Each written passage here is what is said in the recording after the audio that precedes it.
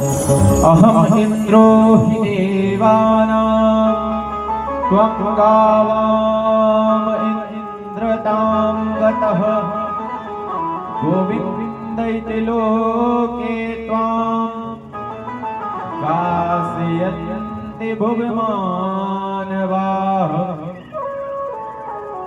इंद्र क्षमा याचना करते हैं, क्षमा याचना करते हुए प्रस्थान करते हैं। दशमी को इंद्र गए और दूसरे दिन एकादशी आई। नंद बाबा हमेशा एकादशी का व्रत निर्जला रहते थे। मेरी मैया जो एकादशी का व्रत रखता है ना, उसे किसी कोई सा व्रत रखने की ज्यादा जरूरत नहीं पड़ती है। एकादशी का जो व्रत रखता है उससे सारे व्रत का पुण्य जो होता है वो सारे व्रत का पुण्य प्राप्त होता है। एकादशी के दिन हम सभी को भोजन नहीं करना चाहिए, लेकिन आज दुर्भाग्य है तो किसी दिन अन्न खाएं कि ना खाएं, लेकिन एकादशी के दिन जरूर खाएंगे। और किसी दिन चावल खाएं कि ना खाएं, लेकिन एकादशी के दिन विशेष चावल खाएंगे। हम सभी को एकादशी रहनी चाहिए। आज नंद बाबा एकादशी का व्रत है और निर्जला व्रत है, उन्होंने जल का भी सेवन नहीं करते। एकादशी सामर्थ्य अनुसार रखी जाती है। एकादशी का जो विधान है ना, तो पहले तो कोशिश करनी चाहिए कि निर्जला रहे। अगर निर्जला व्रत नहीं रह सकते तो थोड़ा जलपान करके रहना चाहिए। उसके बाद भी अगर नहीं रह सकते तो थोड़ा फलाहार करना चाहिए, लेकिन अन्न विशेष नहीं खाना चाहिए। एकादश्यां निराहारः सम्यार्च्य जनार्दनम् स्नातुं नन्दस्तु कालिन्द्या द्वादश्यां जलमाभिषत्।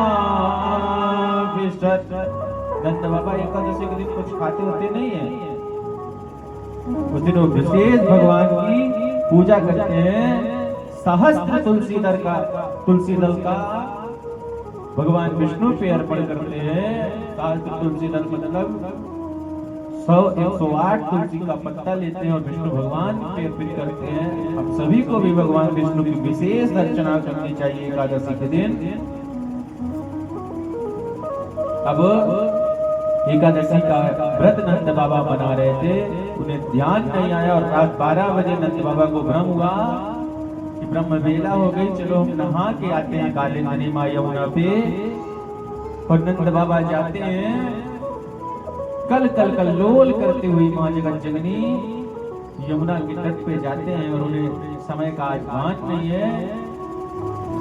तो यमुना जी पे स्नान करते हैं और जैसे ही डुबकी मारते हैं तो वरुण के दूत, क्योंकि रात में ना, रात में जल में स्नान नहीं करना चाहिए।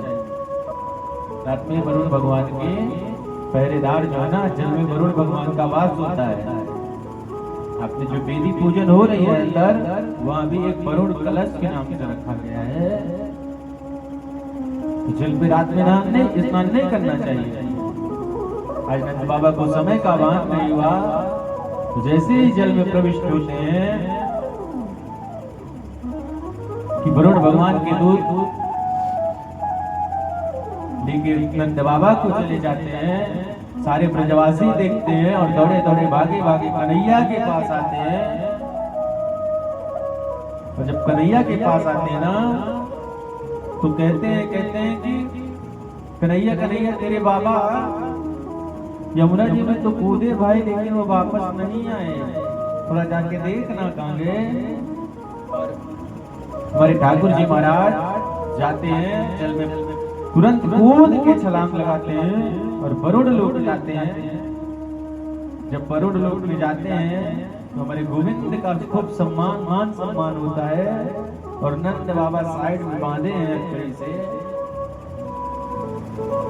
तो वरुण के दूत पूछते हैं, स्वामी आज हमारे वरुण लोक में कैसे आ गए? तो कन्हैया कहते हैं, हमारा हमको स्वामी कह के स्वागत सत्कार कर रहे हो, और जो हमारे पिताजी महाराज हैं इनको कड़ी लगाए हो भैया। कोई भी संतान हो उसका स्वागत आरती उतरे और पिता को बांधा हो कोई तो संतान को क्या होगा। भैया भैया हमारा आप स्वागत कर रहे हो और आप हमारे पिताजी को ही बांधे हो। तो आगे चल के अब वरुण भगवान तो घबरा गए कि हमने ऐसा क्या अपराध कर दिया कि हम तो लाए जगत के तारण करने वाले जगपालन करता के पिता को उठा लाए हैं। और वरुण भगवान माफी मांगने लगे, क्षमा याचना करने लगे। सरकार हमसे अनजाने में भूल हो गई, हम मूर्ख हिंदुओं पे बड़ा भारी अपराध कर दिया, हमें अपराध को क्षमा करो। अजानता माम कीना, हमारे अपराध को क्षमा करिए, अनजाने में भूल हो गई, जो होना था हो गया। ठाकुर जी कहते हैं भैया जो होना था तो हो गया, लेकिन अब तो हमारे पिताजी को छोड़ दो ना। कहीं पिता पिता होते हैं। अब अगर हम कहें कि हमारे पिताजी हम मंच पे भाषण दे रहे ये है वो है, तो हमारे बगल में पिताजी महाराज खड़े हो जाए तो क्या बोली निकल पाएगी। तो पिता पुत्र का जो संबंध होता है भैया,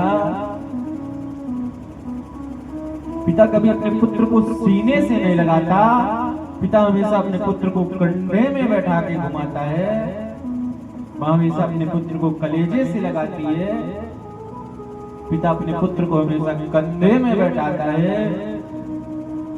क्योंकि पिता कंधे में बैठाने का कारण है कि पिता चाहता है कि हमने जो नहीं कर पाया तो तुम्हारे कंधे में बैठ के हमारे कंधे से भी ऊंचा नाम कर और अपनी प्रतिष्ठा अपनी पहचान एक बना। माँ का वात्सल्य दिखता है और पिता का जो प्रेम होता है ना वो छूटता है।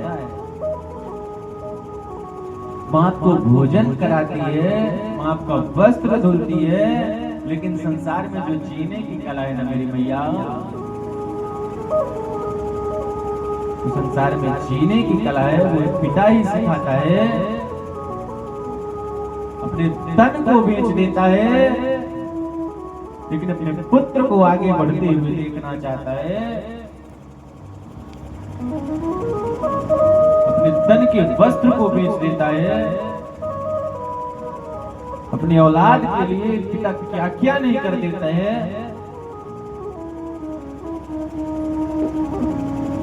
अभी एक घटना है कि एक पिता रिक्शा चलाता था, रिक्शा चला के जो पैसा मिलता था ना पूरा दिन रिक्शा चलाता था, अपनी बेटी को और अपने बेटे को दिल्ली में पढ़ाता था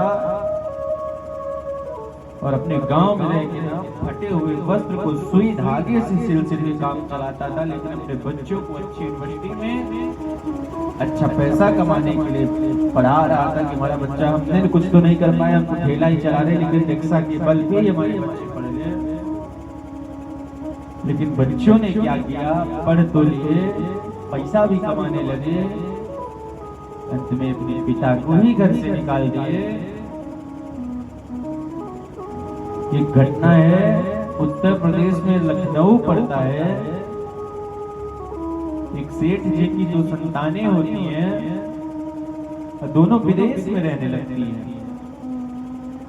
अभी कोरोना काल की घटना है। एक दिन ऐसा होता है कि माँ की इच्छा होती है कि बच्चों को कह दो कि चले आए, लेकिन बच्चे आते नहीं है माँ के महत्व में, माँ की ममता को नहीं समझते। समय का खेल आया, कालचक्र ऐसा आया था कि उस सेठ की जो पत्नी थी, सेठानी थी ना, वो मर गई। तो मर गई तो किसी के माध्यम से उस बच्चों को फोन गया कि माँ मर गई है, चले आओ। तो दो संतानें थी, लेकिन उसमें एक संतान आती है और संतान आके पता है, पिता पूछते हैं कि भैया छोटा वाला क्यों नहीं आया? तो संतान इतनी सुंदर जवाब देता है कि पिताजी, छोटे ने तो ये बोला है कि माँ के मरने में तुम चले जाओ और पिता के मरने में हम चले जाएंगे।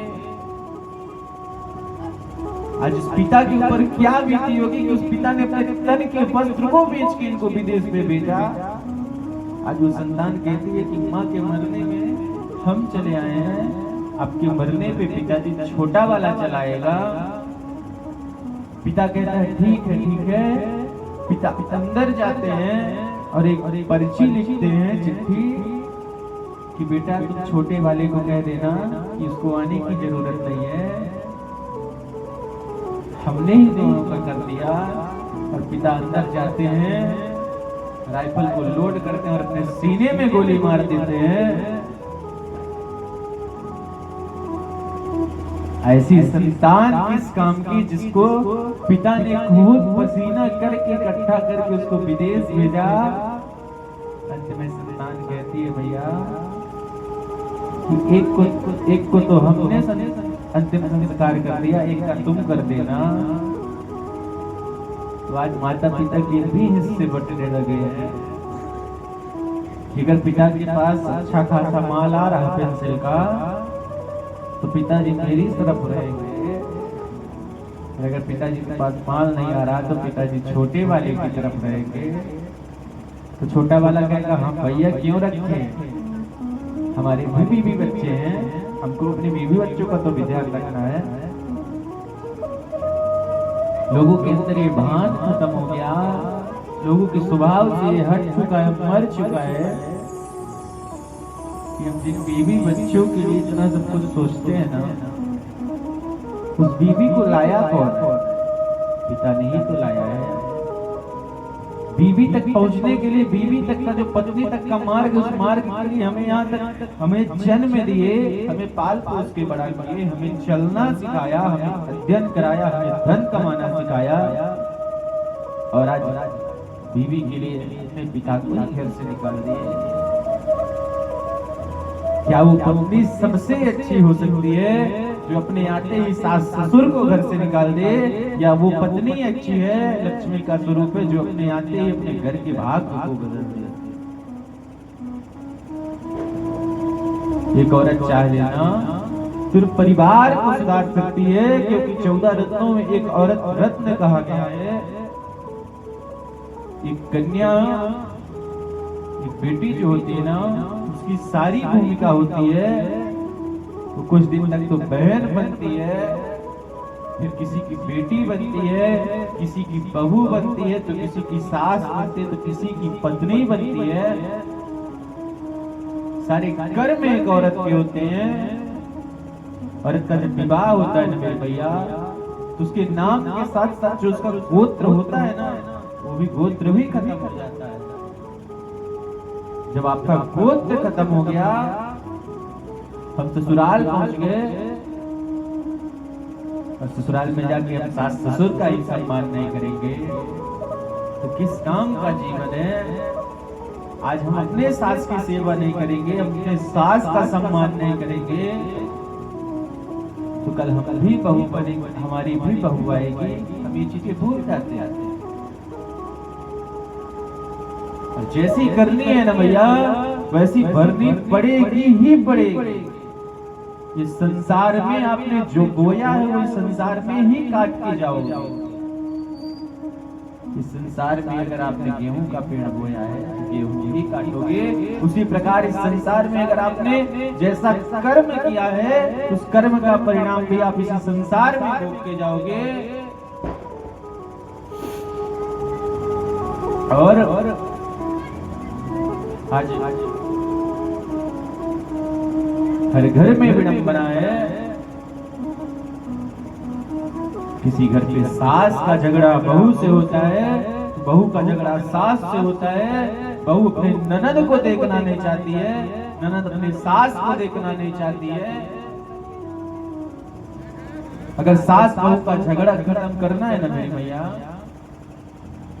और रिश्ते में अगर प्रेम लाना है, रिश्ते में मिठास लाना है, तो हम सभी को अपने जीवन में रिश्ते में प्रेम लाना है ना, दो के बीच में अगर तीसरा आएगा तो खटास होना तय ही है। इसलिए हम सभी को अगर खटास नहीं लानी, मिठास रखनी है जीवन में, तो अपने घर के बात को अपने घर पे ही खत्म कर दो। आज संसार का दुर्भाग्य सबसे बड़ा कोई है ना, तो आप अपने घर की स्वयं बुराई दूसरे से करते हो। आप अपने देवरानी की बुराई, जेठानी की बुराई आप बाहर वालों से करते हो। विचार करो, संसार आपका मजा लेता है, संसार आपका साथ नहीं देता है, लेकिन आज लोग इन्हीं चीजों को भूल रहे हैं, इसलिए घर का नाश होता जा रहा है। जीवन में बड़ी उपलब्धि यही है कि जिस घर में भाई भाई का प्रेम है, जीवन में ये सबसे बड़ी उपलब्धि यही है कि पिता पुत्र का प्रेम है। जीवन में सबसे बड़ी उपलब्धि यही है कि माता और पिता का प्रेम है। जीवन में सबसे बड़ी उपलब्धि यही है भैया कि अंत तक प्रेम है, तब तो जीवन में उपलब्धि है, वरना जीवन की कोई उपलब्धि नहीं, जीवन की कोई सार्थकता नहीं। आज हमारे गोविंद अपने पिता के लिए वरुण लोक में चले गए, और अगर हमारे पिता पे संकट आ जाए ना, तो अपने स्वार्थ के पीछे अपने पिता को ही छोड़ दें। पिता के ऊपर सबसे बड़ा संकट तो यही है ना, जब उनकी इज्जत पे हम धब्बा डालते हैं, इससे बड़ा संकट कुछ नहीं हो सकता। और जब से गलती हो जाती है, जीवन में पछताने के अलावा कुछ नहीं रहता। इसलिए हमें ऐसे कार्य नहीं करना है। सभी जब गोविंद की कथा श्रवण करते हैं, राम की कथा श्रवण करते हैं, उसमें हम सभी को संस्कार जागृत दिखाई पड़ता है। और नंद बाबा को वहां से विदा करके लाते हैं।